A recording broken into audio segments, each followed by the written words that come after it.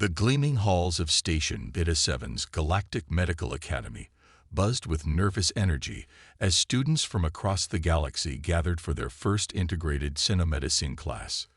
The metal walls reflected the various colors and forms of the assembled alien species. Some floated, others glided, and a few walked on multiple limbs.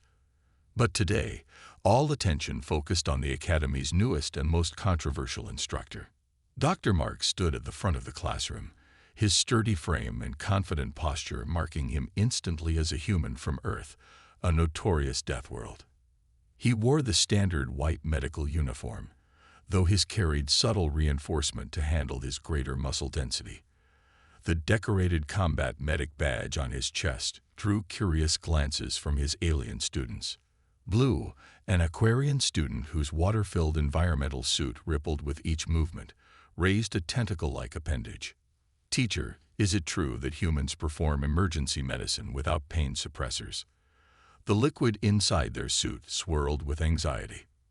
Sometimes we don't have a choice, Dr. Mark replied with a gentle smile that did nothing to ease the horror spreading through the classroom. On Earth, seconds can mean the difference between life and death. Crystal, a silicon-based life form whose crystalline body sparkled under the classroom's lights, made a sound like tinkling glass, their species equivalent of a shocked gasp. But that's barbaric. All civilized species use neural inhibitors and automated medical pods. Dr. Mark walked over to the medical demonstration table. And what happens when those pods break down? When you're far from help? Today, we'll learn why sometimes the old ways are the best ways. Spark, a being of pure energy contained within a specialized field generator, floated closer. Their curiosity made the energy patterns within their containment field pulse brighter. Our records show that humans developed most of their emergency medical techniques during periods of warfare. How can anything good come from such violence? The human's expression grew serious. Necessity drives innovation. Yes, many of our techniques were developed on battlefields, but they've saved countless lives across all species. That's why I'm here. He gestured to the various medical tools laid out on the table. Simple things like bandages, tourniquets, and splints that made several students recoil. The class watched in fascinated horror as Dr. Mark demonstrated basic wound cleaning and suturing on a medical dummy. Blue's environmental suit turned a pale shade of green when the needle pierced synthetic flesh. Crystal's crystalline structure vibrated in distress at the concept of physically closing wounds instead of using regeneration fields. But what about infection? Asked a gaseous student floating near the ceiling. Surely such primitive methods carry enormous risks. Dr. Mark nodded. They do. That's why we'll also learn about antiseptics, antibiotics, and how to clean wounds properly. Remember, these techniques might seem brutal to you, but they were developed on a world where even the smallest cut could become fatal without proper care.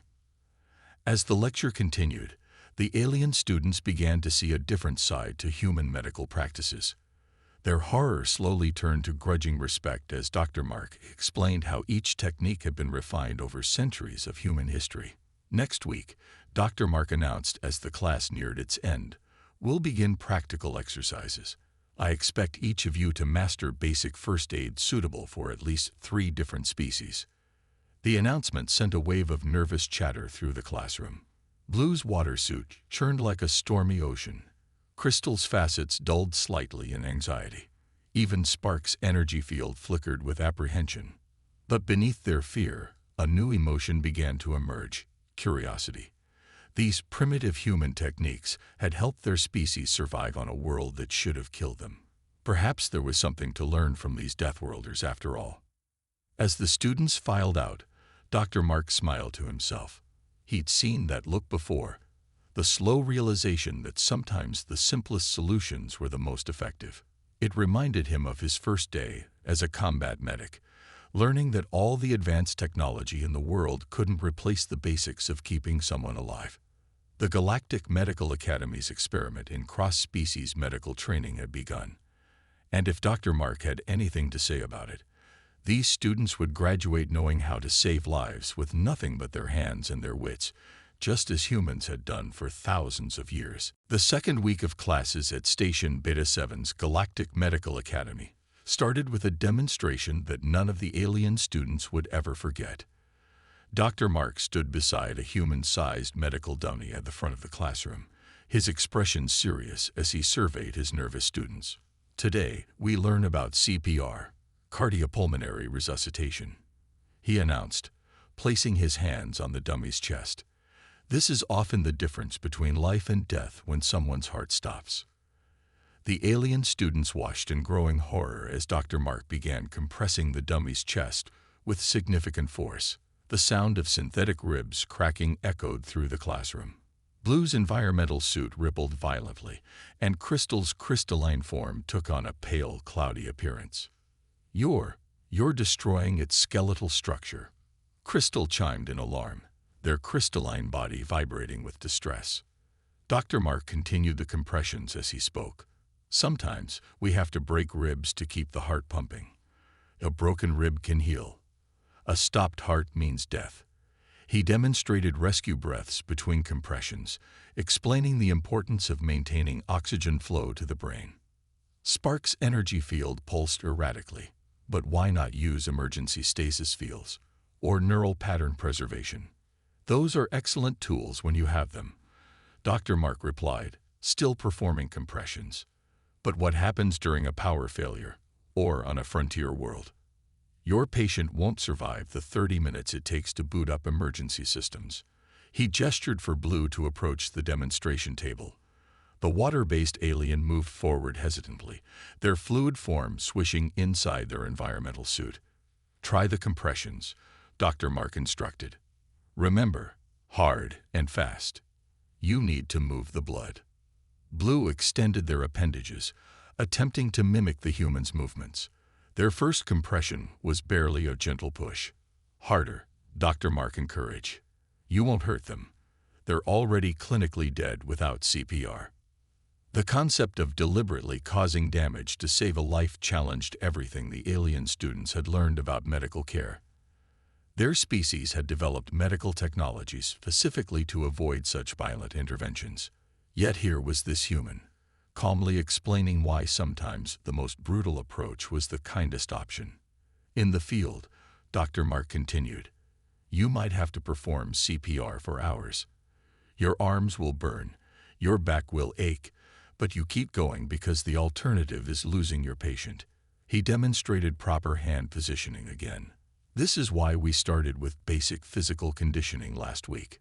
Crystal raised a faceted appendage. "Our historical records show that humans developed this technique less than 200 years ago. How did your species survive before that?" "We didn't, not often enough anyway," Dr. Mark answered honestly.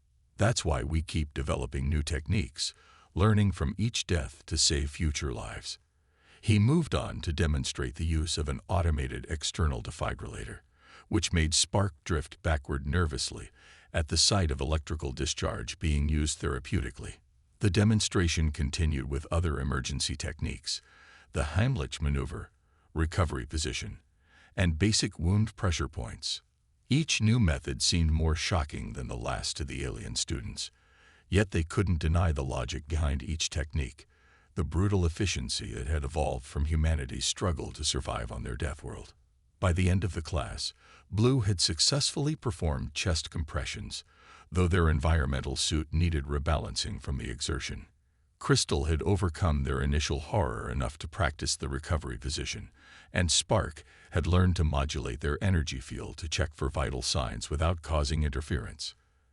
As the students filed out, still processing what they'd learned, Dr. Mark called out, "Remember, next class, everyone will need to demonstrate these techniques. Practice on the training dummies in the study hall." The aliens exchanged nervous glances. The thought of deliberately performing such aggressive medical procedures went against their instincts, but they couldn't deny the survival rates Dr. Mark had shown them. Primitive as these techniques might seem, they worked. In the corridor, Blue turned to their classmates. "Maybe," they bubbled thoughtfully, "there's a reason humans became the galaxy's go-to species for emergency medicine. They've spent their entire history fighting death with their bare hands. The others agreed silently, their respect for human medical practices growing despite, or perhaps because of, their brutal efficiency. The practice lab of Station Beta 7's medical wing looked like a battlefield of sorts. Medical dummies of various species lay scattered across the room, and nervous alien students huddled in small groups, practicing the techniques they'd learned over the past 2 weeks. Dr. Mark walked between the groups, making corrections and offering encouragement. He stopped beside Blue, who was struggling with a tourniquet application on a multi-limb dummy.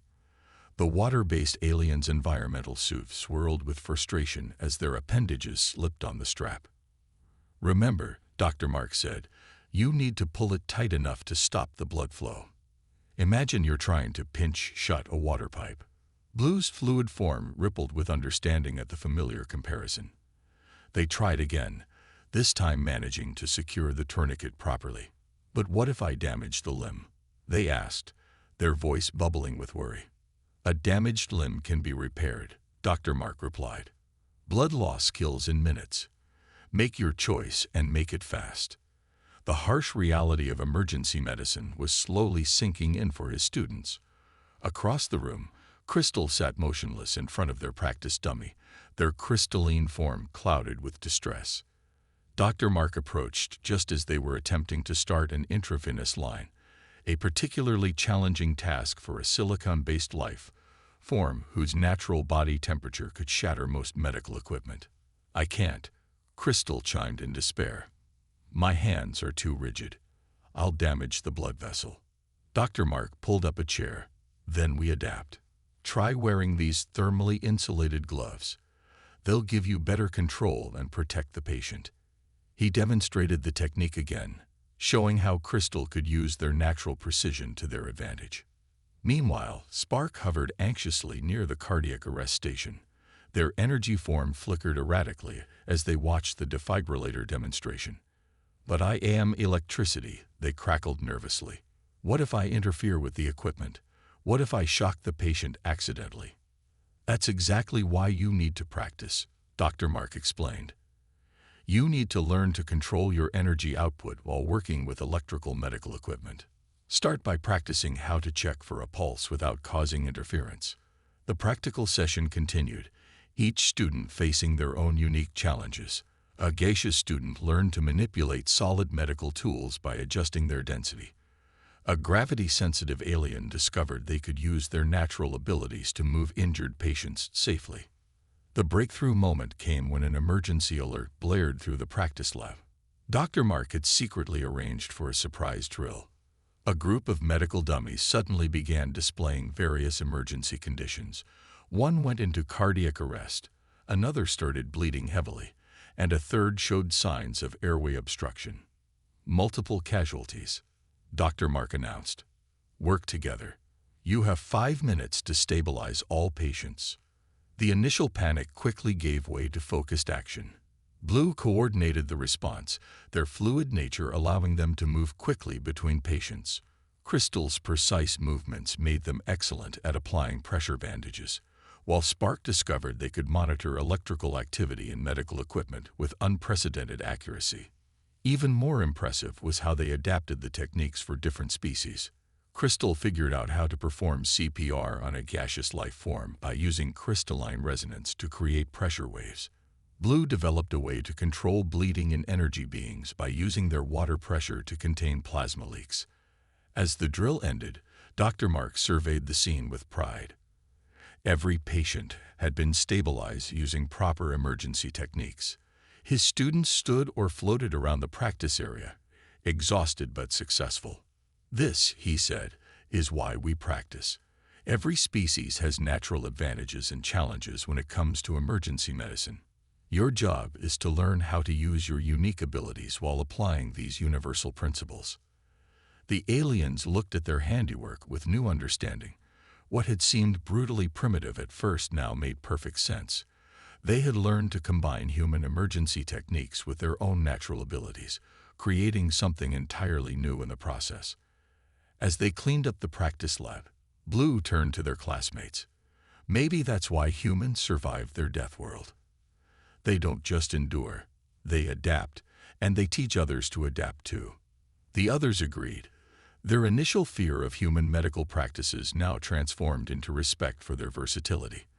They had learned that sometimes the simplest techniques were the most reliable, especially when seconds counted and lives hung in the balance. The explosion rocked Station Beta 7 during the middle of afternoon classes. The blast came from the engineering section, sending shockwaves through the entire structure. Emergency alarms blared as damage reports flooded the station's communication systems. Dr. Mark's class was practicing bandaging techniques when the station shuddered. He immediately activated his emergency communicator, listening to the incoming reports. His face grew serious as he turned to his students. "This is not a drill," he announced, his voice cutting through their nervous chatter.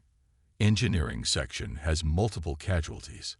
Medical pods are offline due to power fluctuations. This is exactly the scenario we've been training for." The alien students looked at each other with fear, but their training kicked in. Blue's environmental suit rippled with determination as they gathered emergency medical kits. Crystal's crystalline form sparkled with focused energy as they checked their supplies. Spark's containment field hummed steadily as they calibrated their sensors to detect vital signs. "Move out," Dr. Mark ordered, leading them toward the engineering section. The corridors were filled with smoke and debris. They could hear cries for help in various alien languages. The scene in engineering was chaos. A plasma conduit had ruptured, causing cascading failures throughout the section. Injured crew members of different species lay scattered across the area. Some were unconscious. Others called out in pain. "Remember your training," Dr. Mark shouted above the noise. "Trades protocol. Most critical cases first." Blue glided quickly between injured crew members, their fluid form allowing them to squeeze through tight spaces. They found an unconscious graviton engineer with severe plasma burns. Without hesitation, they began chest compressions, their water-based appendages maintaining the perfect pressure they had practiced so many times. Crystal discovered a wounded energy being whose containment field was failing. Instead of panicking, they used their crystalline structure to create a temporary resonance field, stabilizing the patient's energy form until proper containment could be restored. The techniques they had dismissed as primitive weeks ago were now saving lives. Spark proved invaluable in treating the electrical injuries. Their natural ability to sense and control electrical currents helped them prevent further shock damage. They worked with precision, using the human techniques they had learned to ground excess energy safely. Dr. Mark moved through the chaos like a force of nature, treating the most serious cases while coordinating his students. He performed an emergency tracheotomy on a silicon-based life form whose breathing passages had crystallized from the heat. His hands moved with practiced efficiency, each motion precise and purposeful. Patient crashing. Blue called out suddenly. Their patient had gone into cardiac arrest. Without waiting for instructions, they began the CPR protocol they had practiced. Crystal quickly joined them, using their rigid form to take over compressions when Blue's appendages tired. The minutes stretched into hours as they worked to stabilize the injured. The students applied tourniquets, dressed burns, set broken limbs, and performed CPR in shifts. They worked through their exhaustion, just as Dr. Mark had taught them. Each life saved proved the value of their training. Finally, the station's main power restored, and the medical pods came back online. As emergency response teams arrived with more advanced equipment, Dr. Mark gathered his tired students. "Look around," he said quietly. "Every person you saved today would have died waiting for the medical pods to reboot. Your hands, your determination, and these primitive techniques kept them alive." The alien students looked at their handiwork with new eyes. Blue's environmental suit swirled with pride as they watched their first patient being transferred to a medical pod, stable and alive because of their efforts. Crystal's structure glowed warmly as they helped secure the last of the wounded for transport. "We did it," Spark crackled softly, their energy field pulsing with exhaustion and satisfaction. "We actually did it." "Yes, you did," Dr. Mark agreed. This is why humans never abandoned these techniques, even after we developed advanced technology. Because when everything else fails, you can still count on your hands and your training. As they helped clean up the engineering section, the students realized they had crossed a threshold. They were no longer just learning human emergency medicine. They had become its practitioners, proving that these techniques could work for any species when properly adapted and applied. The station's medical director would later report that the survival rate from the engineering accident was unprecedented, thanks to the immediate response and effective treatment provided by Dr. Mark's class. The galaxy was about to learn that sometimes the old ways were still the best ways, especially when lives hung in the balance. 2 days after the engineering accident, Station Beta 7's medical wing was filled with recovering patients and busy medical staff. Dr. Mark's students gathered in their classroom. But this time, something was different. They sat straighter, moved with more confidence, and paid attention with an intensity that came only from real experience. The station's chief medical officer, a tall being made of swirling gas, floated at the front of the room beside Dr. Mark. They were reviewing helmet cam footage from the emergency response. On the main screen, they watched Blue performing CPR on the graviton engineer. Their water-filled appendages moved with perfect rhythm, maintaining the pressure that kept blood flowing to vital organs. The footage showed how they had adapted the technique, using their fluid nature to distribute force evenly across the patient's unusual chest structure. Remarkable, the chief medical officer commented, their gaseous form swirling with approval. The patient would have died waiting for emergency stasis. Instead, they're recovering in standard care. The video shifted to Crystal working with the injured energy being.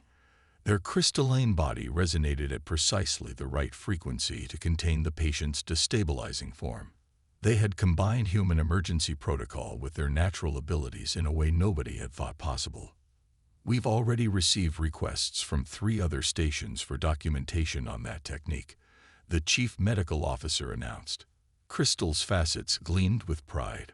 Sparks' moment came next, the footage showing them carefully managing electrical discharge in several injured crew members while applying human first aid principles. Their ability to sense and control electrical current had saved multiple lives that day. What you're seeing here, Dr. Mark explained, is why human emergency medicine evolved the way it did. We developed these techniques because we had to work with what we had: our hands, our determination, and our understanding of basic physical principles. The chief medical officer's gaseous form expanded in agreement. For centuries, we believed human medical practices were primitive and unnecessarily aggressive. We were wrong. Your successes during the engineering crisis proved that. The footage continued, showing more scenes from the emergency. Each clip demonstrated how the alien students had adapted human techniques to work with different physiologies. A silicon-based patient saved by quick-thinking application of pressure points. A gaseous being stabilized using modified rescue breathing techniques. But the most important thing you learned, Dr. Mark continued, wasn't just the techniques themselves. It was the human approach to emergency medicine. Act fast, adapt to the situation, and never give up on a patient. Blue's environmental suit rippled with realization. That's why humans survived on their death world. You didn't just develop medical techniques. You developed a whole philosophy of emergency care. Exactly, Dr. Mark smiled. Every human medical student learns that death is the enemy, and every technique we develop is another weapon in that fight. Sometimes those weapons look crude, but they work. The chief medical officer activated a holographic display showing patient survival statistics. The survival rate from the engineering accident was 97%. The previous best response to a similar emergency, using only standard medical pods and automated systems, was 62%. The numbers hung in the air as the students absorbed their significance. Their primitive techniques had saved more lives than the most advanced medical technology alone. Your actions have attracted attention across the medical community, the chief medical officer continued. We've received inquiries from every major medical institution in the sector. They all want to know how a group of students managed to achieve such unprecedented survival rates. Spark's energy field pulsed thoughtfully. We succeeded because we stopped thinking of human techniques as primitive. They're not primitive, they're fundamental, like building blocks that work even when advanced technology fails. The other students nodded or made their species equivalent gestures of agreement. They had started the course seeing human medical practices as brutal and crude. Now they understood. Humans had developed these techniques through necessity, refining them through centuries of fighting death on their harsh world. "This is only the beginning," Dr. Mark said, looking at his students with pride. "You've proven that human emergency medical techniques can be adapted for any species. Now it's time to teach others what you've learned." The alien students looked at each other, recognizing the truth in his words. They had done more than learn human first aid. They had bridged the gap between different medical philosophies, creating something new and powerful in the process. The galaxy's approach to emergency medicine would never be the same. News of the engineering accident and its unprecedented survival rate spread through the galactic medical community like wildfire. 3 weeks after the incident, Station Beta 7's largest conference room was packed with medical professionals from across the sector. They had come to witness something extraordinary. Dr. Mark's students demonstrating their adapted human first aid techniques. Blue stood at the central demonstration area, their environmental suit gleaming under the bright lights. They had just finished showing how they modified CPR techniques for different species, using their fluid nature to adjust pressure and rhythm perfectly for each body type. "But isn't this unnecessarily traumatic?" asked a crystalline doctor from the Rigel system. "Surely automated medical pods are more humane." "With respect," Blue replied, their voice bubbling with confidence, "I watched a patient recover and walk out of the medical bay yesterday. The same patient who would have died waiting for power to be restored to those pods. There's nothing humane about letting someone die while waiting for better options." Crystal stepped forward next, their facets catching the light as they demonstrated their modified resonance technique for stabilizing energy beings. The audience watched in fascination as they explained how they had combined their natural crystalline properties with human emergency medicine principles. "This is revolutionary," murmured a gaseous medical director, their forms swirling with excitement. "We've always assumed our different physiologies made unified emergency procedures impossible. But these adaptations..." Spark's demonstration drew particular attention. They showed how they had learned to modulate their energy field to work with medical equipment without causing interference. Human techniques taught us something crucial. They crackled enthusiastically. "The principles of emergency medicine are universal. It's just a matter of adapting them to each species." Dr. Mark watched proudly from the side as his students fielded questions from the audience. The skepticism he had faced at the beginning of the course had transformed into genuine interest and respect. A high-ranking member of the Galactic Medical Council floated forward. "We've reviewed the data from the engineering incident. The survival rates are impossible to ignore. But implementing these techniques across the galaxy would require a complete overhaul of our emergency medical training." "Maybe that's exactly what we need," Blue responded, their water forms swirling with conviction. "We've relied so heavily on advanced technology that we've forgotten the fundamentals. Human techniques work because they're based on basic physical principles that apply to all species." Crystal chimed in, their voice resonating with purpose. "Before this course, I thought human medicine was brutally primitive. Now I understand. Humans developed these techniques because they had to survive on their death world. They learned to work with what they had, and in doing so, they created something truly universal." The demonstrations continued throughout the day. Each student showed how they had adapted human techniques for different physiologies. They explained how they had combined these basic methods with their own natural abilities to create something new and effective. Medical professionals from dozens of worlds took notes, recorded videos, and asked endless questions. Many who had come to criticize found themselves nodding in understanding as they watched the practical demonstrations. "The truth is," Spark explained to a group of energy-based medical students, We're not just learning human techniques, we're learning the human approach to emergency medicine. Adapt, improvise, and never give up on a patient. As the conference room began to empty, the Galactic Medical Council member approached Dr. Mark. "We've made a decision," they announced. "We're implementing these adapted human emergency medical techniques across all major medical facilities in the galaxy. Your students will be offered positions as instructors if they wish to teach others." Dr. Mark smiled at his students, who had gathered around to hear the news. "Remember," he said quietly, "this isn't about proving human methods are better. It's about combining the best of all our medical knowledge to save more lives." Blue's environmental suit rippled with emotion. "That's the most human thing about all this," they said. "You didn't just teach us your techniques, you taught us how to make them our own." As the day ended, news terminals across the galaxy began broadcasting the story. Revolutionary human emergency medical techniques to be implemented across galactic healthcare systems. The age of integrated emergency medicine had begun, bridging the gap between human determination and alien technology in ways nobody had thought possible. For Dr. Mark's students, it was just the beginning. They had not only learned to save lives, they had helped change the galaxy's understanding of what emergency medicine could be. The graduation ceremony aboard Station Beta 7 looked unlike any other in the history of the Galactic Medical Academy. The station's great hall was filled with beings from across the galaxy, proud family members, medical professionals, and representatives from dozens of worlds, all gathered to witness the graduation of the first cross-species emergency medical class. The student area displayed the remarkable diversity of the class. Blue's environmental suit gleamed with freshly cycled water, while Crystal's form had been polished to a brilliant shine.